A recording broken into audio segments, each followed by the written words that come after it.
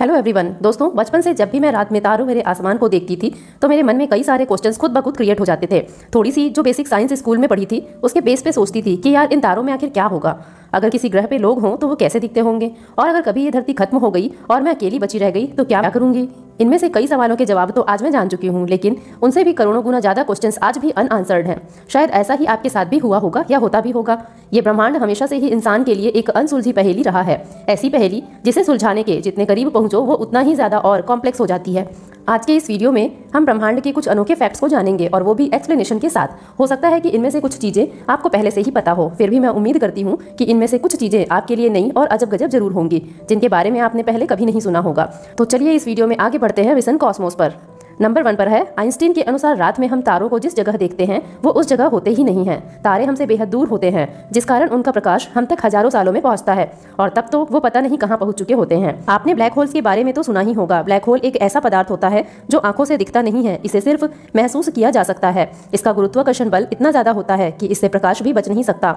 हमारी गैलेक्सी में ही इतने ज्यादा तारे हैं कि अगर आप 1 मिनट में 100 तारे भी गिन लेना, तब भी आपको इसके सारे तारे गिनने में 2000 साल लग जाएंगे।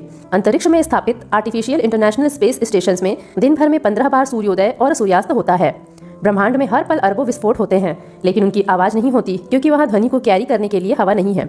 एक अनुमान के मुताबिक पूरे ब्रह्मांड में 100 अरब आकाश गंगाएं यानी कि गैलेक्सी हैं, और एक गैलेक्सी में 100 अरब के करीब तारे होते हैं। इस तरह आप अंदाजा लगा सकते हो कि ब्रह्मांड कितना बड़ा है। बिग बैंग थ्योरी के अनुसार हमारा ब्रह्मांड लगातार फैलता जा रहा है, जिस कारण एक दिन हमारे सौरमंडल के सारे ग्रह उपग्रह दूर दूर चले जाएंगे और पृथ्वी पर जीवन खत्म हो जाएगा। कोई भी चीज प्रकाश की स्पीड से ज्यादा तेज नहीं चल सकती। जब से ब्रह्मांड की उत्पत्ति हुई है यह लगातार फैलता जा रहा है। एक दिन यह इतना फैल जाएगा कि इसका अस्तित्व ही समाप्त हो जाएगा। हम कभी भी यूनिवर्स के एंड तक नहीं पहुंच सकते। अगर हम ऐसा करने की कोशिश करेंगे तो कुछ समय के बाद अपनी पहली वाली जगह पर ही पहुंच जाएंगे, क्योंकि ब्रह्मांड कई जगह मुड़ता है जिसका हमें खुद ही पता नहीं चलता। कई वैज्ञानिक मानते हैं कि पृथ्वी के अलावा भी ब्रह्मांड में कई ऐसी जगह हो सकती हैं जहां जीवन का अस्तित्व हो, कि ब्रह्मांड अथाह है, इसलिए एलियंस के अस्तित्व को भी नकारा नहीं जा सकता। प्रकाश 1 सेकंड में 7.5 बार पृथ्वी के चक्कर लगा सकता है।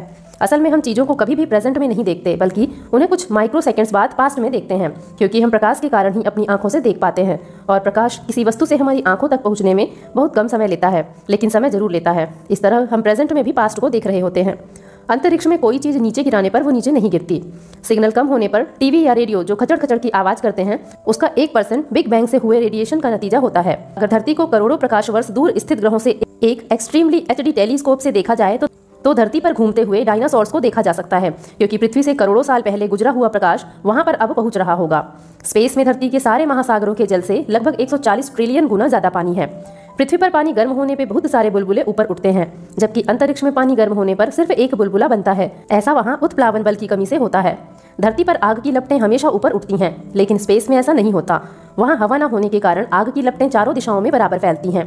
वैज्ञानिक मानते हैं कि ब्रह्मांड का 67% हिस्सा डार्क एनर्जी और डार्क मैटर जैसे कि ब्लैक होल एक्सेट्रा की फॉर्म में मौजूद है, जिसे वो अभी तक नहीं देख पाए हैं। अंतरिक्ष को पास से देखने वाले पहले व्यक्ति गैलीलियो थे। उन्होंने 400 साल पहले स्पेस को अपनी दूरबीन से देखा था। दोस्तों, अगर आपको इस वीडियो से रिलेटेड कोई भी सवाल या फिर कोई सुझाव है तो कमेंट बॉक्स पर जरूर बताएं।